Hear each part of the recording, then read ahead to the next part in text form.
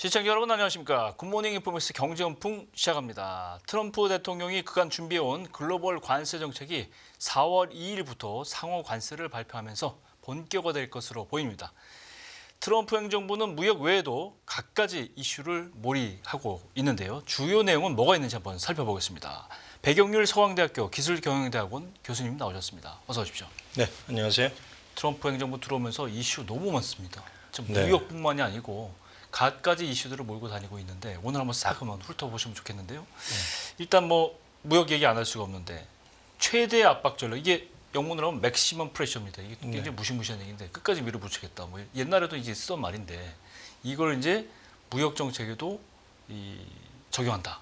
국제사회가 굉장히 긴장하고 있는데 실제로 이렇게 되면 어느 정도 효과가 있을지 과연 맥시멈이 어느 정도일지 이게 진짜 궁금해요. 트럼프 정부 들어와서 가장 불확실한 게 아마 증권에는 굉장히 네거티브하게 작용을 할 겁니다. 그렇죠. 근데 불확실성을 상수로 놓고 보는 게 맞습니다. 네. 그러니까 불확실하다는 거를 기존으로 놓고 보면은 그렇게 겁낼 것도 없다. 그러니까 너무 그렇게 흔들릴 필요는 없는 건데 저는 한 오늘 5가지 정도의 트럼프 정책을 얘기하고자 합니다. 예. 첫째는 국가 안보를 위한 거와 이제 이민 정책, 예. 그 다음에 이제 경제하고 이제 무역 정책, 그 다음에 이제 에너지 정책, 또 다른 하나는 외교하고 국방, 그 다음에 사회 안전, 요 정도를 얘기를 드리려고 그러는데요. 경제 얘기를 먼저 하셨으니까 관세 얘기를 했으니까 예.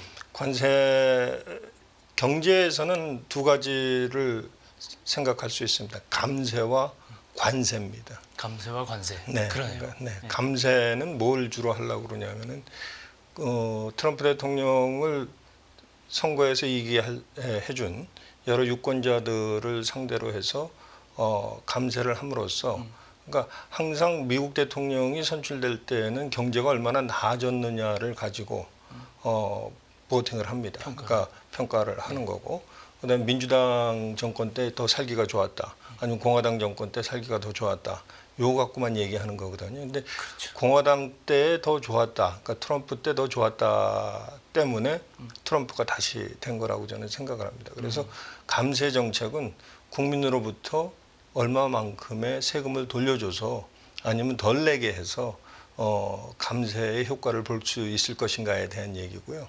그 감세와 더불어서 같이 중요하게 보는 게 이제 관세입니다. 네. 관세는 관세를 가지고 두 가지의 이제 파이낸셜 플랜, 그 경제 플랜이 있을 텐데 하나는 감세고 하나는 절약입니다. 그래서 그 관세를 통한 그 여러 가지 세금을 가지고 감세와 더불어서 국민들을 더 살기 좋은 나라로 만들어주겠다는 게 핵심입니다. 그러니까 관세로 매긴 돈을 그다음에 감세와 같이 추진을 하면 더 좋은 나라가, 더 살기 좋은 나라가 되지 않겠는가 하는 생각을 하고요. 그거와 더불어서 이제 제조 부흥이라는 거를 같이 하는 겁니다. 그렇죠. 저희 나라하고 우리나라하고 아주 밀접한 관계가 있는데 우리나라 같은 경우에는 너무 이건 큰일 난 거 아니냐 그러는데 저는 트럼프 시대에 우리나라가 부흥할 수 있는 절호의 기회다. 저는 그렇게 보고 있습니다. 네. 그 이유 중에 하나가 뭐냐면은 미국이 필요한 거를 우리가 다 갖고 있어요, 사실은. 네. 근데 어떻게 딜을 하느냐에 따라서 틀려지는 것이지 그걸 뭐 큰일 났다라고 얘기하는 게 아니라 예를 들어서 이런 것들입니다. 작년에 수출이 가장 무역 수지 적자를 미국에서 제일 많이 본 나라 중에 하나가 이제 중국일 테고 그 다음에 몇 번째로 우리나라가 될 텐데 네. 우리나라 같은 경우에는 역대 최고의 무역 흑자를 미국으로부터 봤다라는 얘기인데 그거는 사실 좀 달리 생각할 필요가 있는 겁니다. 왜냐하면 우리나라 기업들이 미국에 투자를 많이 했기 때문에 우리나라 생산 자재들이 미국에 많이 들어갈 수밖에 없었잖아요. 그러니까 당연히 적자가 커질 수밖에 없는 거죠. 그런 것들을 잘 설명할 수 있는 현 정부가 필요한 것이고 네. 지금 이 정부가 빨리 안정화돼야지만 네. 그런 딜을 붙을 수 있을 텐데 네.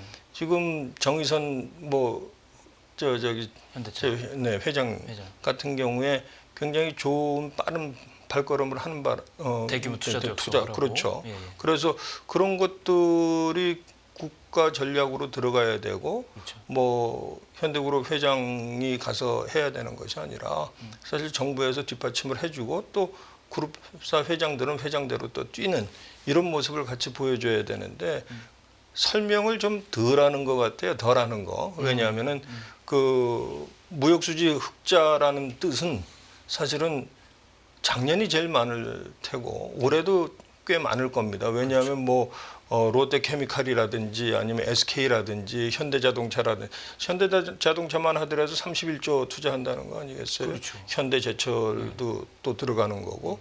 그러니까 그런 것들을 잘 설명해야 되는데 지금 설명하지 않고 있다. 우리가 투자하려니까 당연히 무역 적자 날 수밖에 없지 않느냐. 우리가 일단 여기다 지어야 되는데 원재료도 그렇죠. 들어가고 공장도 지어야 되는데. 그렇습니다. 이렇게 되는 거죠. 네, 그런 것들을 설명할 이제 우리 국가 전략적인 사람들이 많이 이제 대거 포진이 돼서 각계 전투로 미국을 설득할 필요가 있는데 그렇지 못한 게 좀 아쉽다 하는 생각은 좀 들고요.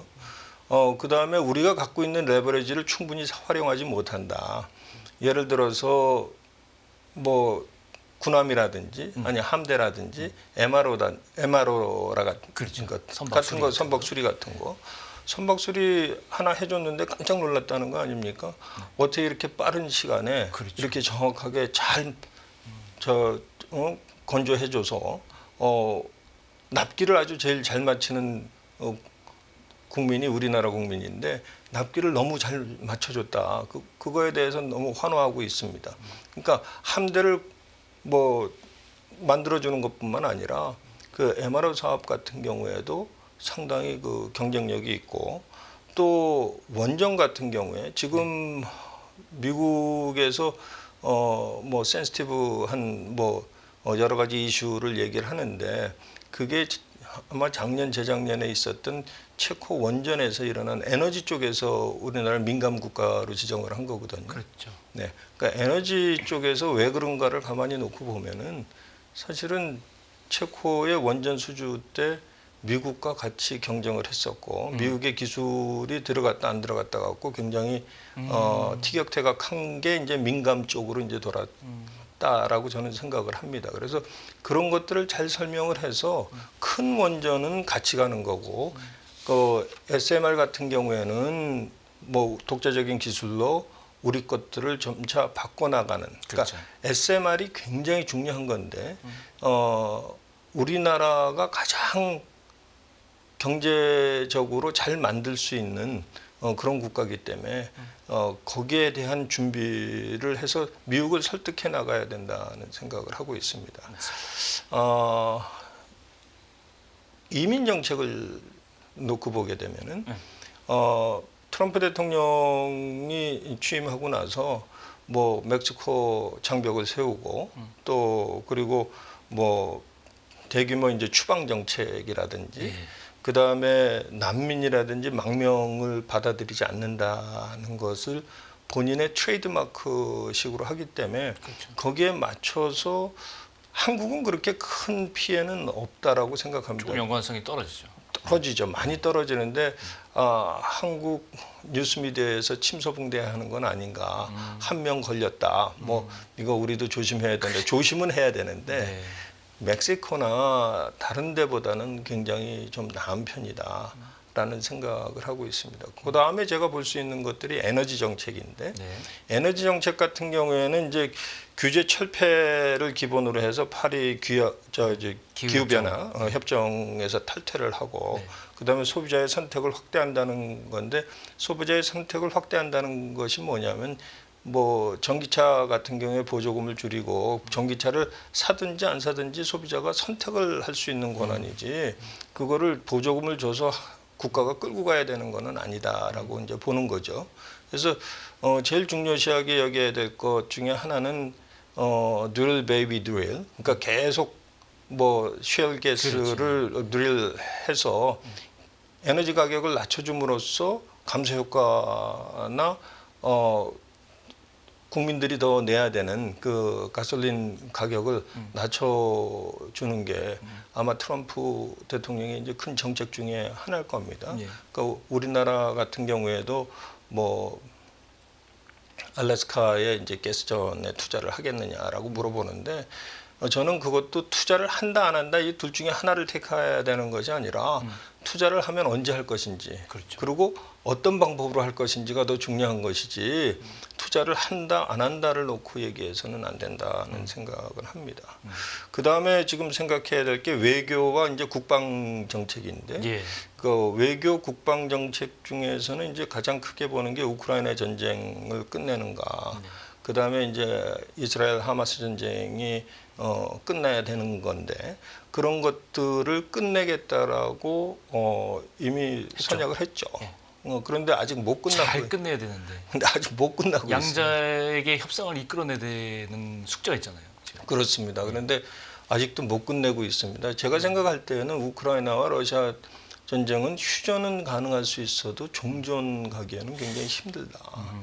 왜냐하면은 누구든지 자기네 나라 그 국토를 양보해서 그래요. 기법하면은 원수가 되는데요. 그 민족한테는. 그렇죠. 그래서 트럼프 저기 젤렌스키도 양보를 못 하는 거고 푸틴도 양보를 못 하는 겁니다. 그래서 그런 것들을 잘 봄으로써 우리가 그러면 그 틈바구니에서 우리의 건설이나 재건 쪽에 어떻게 투자를 할 것인가에 대한 생각을 좀 할 필요가 있고요. 여러 가지로 놓고 봤을 때 이제 무역이라는 얘기, 외교 국방이라고 얘기를 하면은 한 놈만 팬다. 그러니까 중국만 팬다. 그러니까 미국이 캐나다와 멕시코에 25%의 관세를 매기는 것은 중국을 조여봤더니 사실은 중국은 수출을 점점 더 많이 하게 되고 그다음에 미국에 들어오는 게 전혀 줄지 않았다. 그거에 가장 핵심으로 놓고 보는 게 아마 멕시코와 캐나다로 공장을 다 이주해서 그쪽을 통해서 간접적으로 들어오는 것들이 굉장히 많다라는 거죠. 그래서 그런 것들을 다 생각하면은 외교 국방에서 또 경제에서 중국을 어떻게 대할 것인가에 대한 것들을 굉장히 많이 생각하게 하는 겁니다. 그렇군요. 근데 이제 방식을 지금 이제 그런 타겟들이었고 방식을 보면 또 재밌어요. 트럼프는 재밌다기보다는 굉장히 독특하거든요. SNS에 어느 날 갑자기 확 올려서 막 정책 얘기하고 그러니까 대응을 허둥지둥 할 수밖에 없게 만드는 그런 구조를 가지고 있고 또 이런 거 있잖아요. 푸틴 좀 아까 말씀하셨지만 러시아도 내가 푸틴 막을 사람 나밖에 없어. 내가 알아서 할게.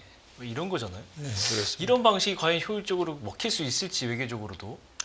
근데 아까 서두에 말씀드렸듯이 불확실성이 확실한 사람이다. 네. 이렇게 불확실성이 확실한 거죠. 네. 그러니까 불확실을 상수로 놓고 봐야 된다는 이유가 이제 거기에 있는 겁니다. 그러니까 우리나라에서 이제 준비를 할 때 트럼프는 이럴 것이다라고 생각하는 그 자체가 사실은 굉장히 그 오판입니다. 의미가 없을 수 있어요. 의미가 없습니다. 그러니까 왜냐하면 트럼프는 이럴 것이다가 아니고 항상 그랬듯이 바뀔 수 있다라는 것을 상수로 놓고 생각을 하면 그러니까 딜을 할 때도 뭐 정의선 회장한테도 뭐 이렇게 얘기하잖아요. 그러니까 다음에 가면은 뭐 조금 말이 바뀔 수 있습니다. 그럼 왜 그렇게 그신데 왜 그렇게 그러냐라고 물어보면 somebody is better. 더 낫다. better라고 그랬으니까 이번엔 좀 낫겠지. 그런 계속 난 건 아니에요. the other person is best. 그렇죠. 이렇게 가는 거죠. 그러니까 good, better, good, extraordinary 뭐 이런 것들로 전부 다 더 많은 단어들을 구사할 수 있는 게 딜 포인트고 트럼프 대통령이 할 수 있는 전략이 아닌가 하는 생각을 합니다. 그렇죠. 트럼프 대통령이 이민 3세입니다, 사실. 그렇죠. 그 할아버지가 1885년도에 그 칼슈타트라는 데에서 독일의 칼슈타트 출신입니다. 그래서 와서 그다음에 아버지 프리드 트럼프 그다음에 이제 도널드 트럼프 이제 3세로 갔는데 이 사람은 퀸스에서 태어났습니다. 그래서 러트닉 저 상부장관 같은 경우에도 퀸스 출신이거든요. 퀸스 칼리지도 관계가 있고 그래서 그런 것들을 놓고 봤을 때 뉴욕을 우리가 굉장히 주시해서 봐야 되고 뉴욕에 related 돼 있는 그러니까 관계돼 있는 정치인들이 누구고 거기에 대한 것들을 우리가 연구를 해야 됩니다. 많은 사람들이 그 트럼프 대통령을 어떻게 생각을 할까, 그러니까 어떻게 준비를 할까를 놓고 굉장히 고민을 많이 하는데 저한테 물어본다면은 트럼프 대통령 그 본인을 연구하는 것보다는 트럼프 대통령이 읽은 책, 네. 그다음에 읽은 책과 더불어서 좋아한다는 대통령, 그 선대 대통령들이 누군지를 다 파악을 해야 되는데 그런 사람이 좀 없습니다. 그래서 제가 잠깐 말씀드리자면은 트럼프 대통령이 거의 머리맡에다 두고 있는 책이 한 2권 정도 된다라고 저는 생각을 하는데 예. 하나는 성경책입니다. 네. 다른 하나는 손자병법입니다. 손자병법이요? 네, 손자병법에 대해서 굉장히 심오하게 읽고 그거를 많이 뭐 활용을 하려고 애를 쓰는 사람입니다. 국방을 늘린다라는 얘기는 실질적으로 전쟁을 하기 위해서 늘리는 것보다는 네. 사실은 강한 군대 또 강한 나라로 존립함으로써 전쟁이 안 일어나게 하는 그런 아주 전략을 택하는 거죠. 그게 손자병법에서 나오는 싸우지 않고 이기는 방법들이거든요. 그러네요. 네. 예. 그래서 강한 군대를 원한다는 거는 전쟁을 안 하겠다는 거지 전쟁을 하기 위해서 강한 군대를 원하는 건 사실 아니라고 봅니다. 그래서 트럼프 대통령이 좋아하는 대통령을 놓고 보면은 로널드 레이건. 레이건 대통령을 굉장히 좋아합니다. 레이거노믹스부터 시작을 해서 국가를 어떻게 부흥시키고 그다음에 소비에트 유니언을 붕괴시킨 그 두 대통령이라고 생각할 수 있는데 닉슨과 레이건입니다.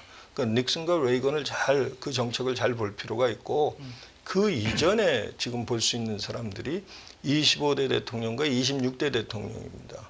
25대 대통령은 윌리엄 맥켄리라는 분이고 네. 그다음에 26대 대통령은 시어도르 루즈벨트라는 대통령입니다. 그러니까 시어도르 루즈벨트와 맥켄리는 같은 노선에서 대통령과 부통령의 자리를 한 사람들이거든요. 네. 그러니까 맥켄리가 1901년 9월 6일 날 이제 암살을 당하게 되는데 그러고 나서 8일 만에 죽습니다. 9월 14일 날 죽자마자 시어도르 루즈벨트가 부통령이었기 때문에 대통령을 그대로 인계를 받죠. 근데 많은 사람들이 미국에서 가장 젊은 대통령 그러면 케네디를 생각하는데 그렇죠. 케네디는 44세의 대통령이 됐고 시어도르 루즈벨트는 42세의 대통령이 됐습니다. 네. 그래서 미국에서 가장 젊은 나이에 대통령이 된 사람 그러면 시어도르 루즈벨트입니다. 그리고 시어도르 루즈벨트는 또 뭐로 유명하냐면은 러시머 마운틴에 있는 사우스다코타의 러시머 마운틴에 있는 4명의 큰 바위 얼굴 중에 한 명입니다. 한 명이군요. 네. 네. 그래서 트럼프가 좋아하는 그 것 중에 이제 2가지를 꼽으라고 그런다면은 그 뭐 노벨상과 그다음에 그 사우스다코타에 있는 큰 바위 얼굴에 본인의 얼굴이 들어가면 얼마나 좋을까. 그 2가지는 굉장히 우리가 잘 활용할 필요도 있고 그런 것들을 어떻게 만들어갈 수 있는지에 대한 것들을 연구할 필요가 있는 거죠. 네. 근데 그 윌리엄 맥켄리 같은 경우에는 관세 정책에 대해서는 43%의 관세를 때린 사람입니다. 네. 그 다음에 시어도르 루즈벨트 같은 경우에는 파나마 운하를 아주 강하게 거의 만들다시피 한 사람이죠. 그렇죠. 그 다음 27대 대통령이 이제 완공을 하긴 했지만 1914년도에 이제 완공이 되는데 시간만 있으면 이 얘기를 전부 다 풀어서 말씀을 드려야 될 것 중에 하나인데 그 루즈벨트 대통령이 한 것 중에서 산업 정책에 대해서는 아마 트럼프 대통령이 굉장히 생각을 많이 할 겁니다. 그 다음에 우리가 생각해야 될 게 이제 앤드루 잭슨 7대 대통령인데 그 사람은 이제 서부 개척을 하면서 좀 나쁜 짓도 좀 했죠. 뭐냐면 지금 트럼프가 생각하는 이민 정책과 비슷하게 인디언 인디언들을 정책을 했군요. 강제 이주를 시킨 대통령이 아. 그 잭슨입니다. 앤드류 잭슨. 그 트럼프 대통령 이제 뒤에 사진을 걸어놓고 이제 생각을 하는 사람 중에 하나인데 그거 이외에는 굉장히 뭐 좋은 그 정책을 많이 한 사람입니다. 그래서 우리가 알아야 될 게 앤드류 잭슨, 그다음에 윌리엄 맥켄리, 또 그다음에 테오도르 루즈벨트, 닉슨과 레이건 그 대통령들을 잘 연구할 필요가 있고 거기에 대한 거기서 다 따온 정책들이 많네요. 그렇습니다. 그러니까 그 저는 그렇게 생각해요. 그 트럼프 대통령이 읽은 책 을 잘 보면 길이 그리고 저는 뭐까지 보느냐면 그 트럼프 대통령이 보는 책의 author 지은이가 쓴 책들의 바운더리를 다 볼 필요가 있는 겁니다.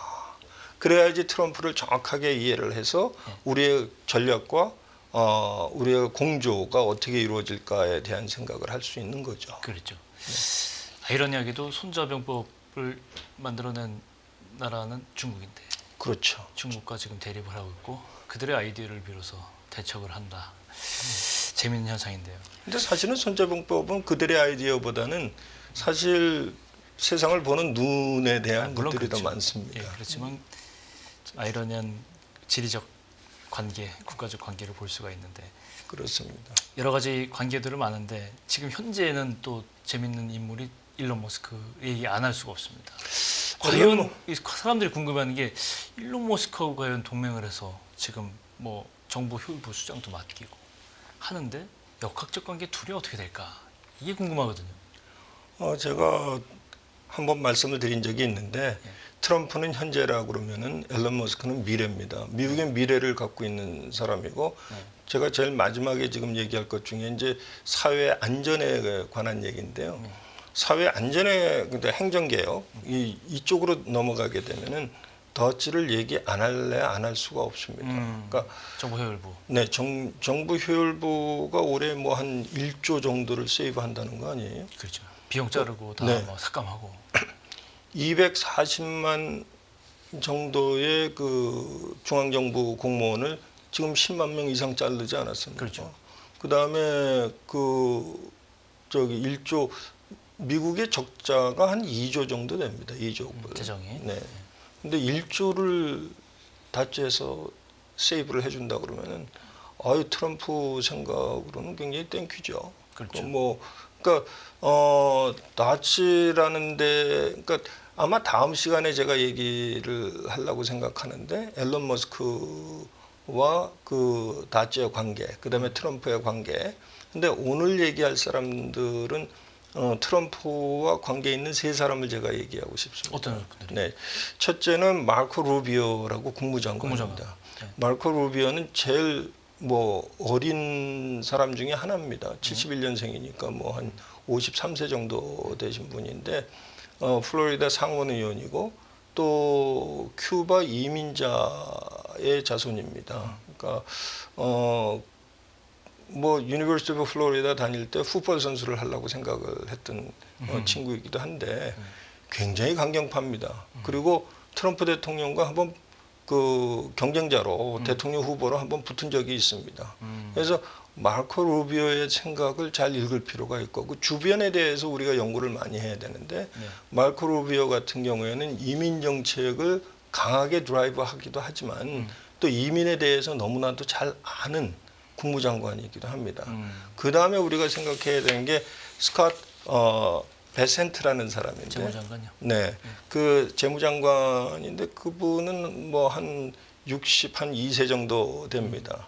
근데 예일 대학을 나왔고 그 사람의 정책을 놓고 보면은 트럼프와 대척이 될 수 있으면서도 같이 갈 수 있는 사람이다 이렇게 보면 됩니다. 예. 그러니까 자기의 그 성향이 아주 뚜렷하고 그렇죠. 뭐 예일대 다닐 때부터 본인의 생각과 이런 것들이 뚜렷했습니다. 그러니까 뭐 자녀들 문제도 얘기를 하면 2명 정도의 자녀가 있는데 사실은 그 사람이 그 정상적인 그거보다는 호모지니어틱한 생활을 하는 그러니까 저 공화당 중에서는 그런 사람이 아주 특이한 케이스입니다. 그렇죠. 그래서 이 사람들의 정책을 놓고 봤을 때는 과연 이 사람들의 정책이 어떻게 갈 것인지, 그 국부 펀드는 어떻게 운영할 것인지 이런 것들을 볼 필요가 있고요.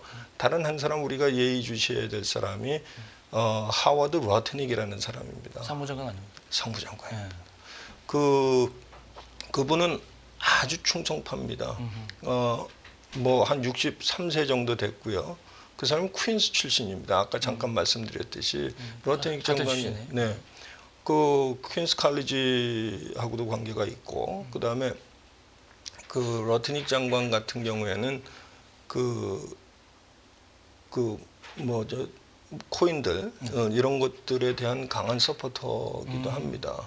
그러니까 가상화폐에 대한 것들. 그 다음에 러트닉 장관이 주로 생각하고 있는 것이 그 사람의 그 강한 그 리더십이 있는데 그거는 9.11 테러 때 이제 나타나기 시작합니다. 9.11 테러에서 동생이 죽습니다. 캐리 러트닉이. 그러니까 그 쌍둥이 빌딩에 자기 오피스가 있었습니다. 그날 화를 피할 수 있었던 거는 그 사람이 조금 그날 늦게 출근을 했습니다.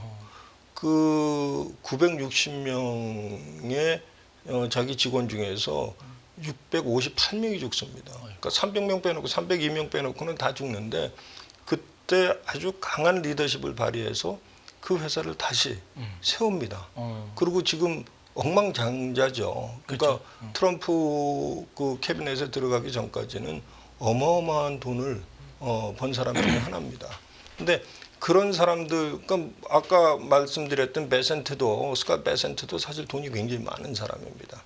근데 그 사람이 주이시냐? 주이시는 아닌 것 같고 사우스캐롤라이나 출신이거든요. 아마 이쪽 러트닉은 주이시 가문에서 태어난 사람인데 러트닉 같은 경우에는 주이시고 아마 베센트 같은 경우에는 그냥 할아버지나 뭐 그 전에 이제 이민자로 온 사람 중에 하나입니다. 그렇죠.